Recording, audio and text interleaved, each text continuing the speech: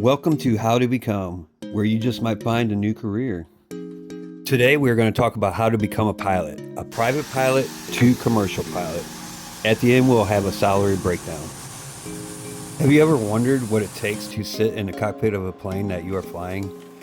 Whether you want to fly for fun or make six figures as a commercial pilot, this video breaks down the exact step-by-step path from zero experience to become a professional pilot.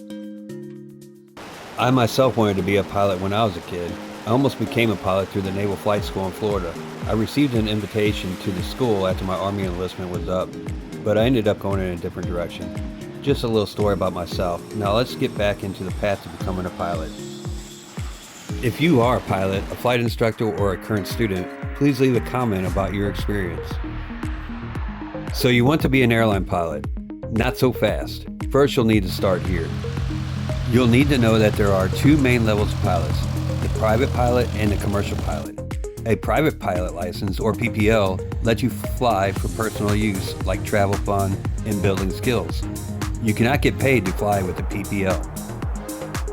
A commercial pilot license, or CPL, is what allows you to earn money while flying, whether it's charter flights, cargo flights like UPS or FedEx, or airlines like Delta or United. Your private pilot license is your starting point. To get your PPL, you'll need 40 to 70 flight hours, ground school where you'll learn weather navigation and rules, and also pass a written test plus flight exam. This will teach you how to take off, land, navigate, and handle emergencies. Now that you've proved that you can fly, next you'll get your instrument rating. This allows you to fly in bad weather and navigate using instruments only. Most professional jobs will require this. Complete 40 to 50 hours of instrument training. This step separates casual pilots from serious ones. To become a commercial pilot, you'll need experience and lots of it. Typically, you'll need 190 to 250 total flight hours minimum.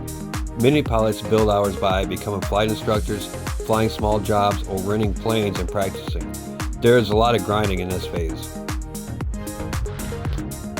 You'll also need to take the advanced maneuvers training, take the FAA exams, and check ride. Once you have this, you can finally get paid to fly. If your goal is to be a pilot for airlines like Delta or American, you'll need to have the ATP license, otherwise known as the Airline Transport Pilot license. You'll also need about 1,500 flight hours. This is the highest level of pilot certification. Now it's time to do a salary breakdown.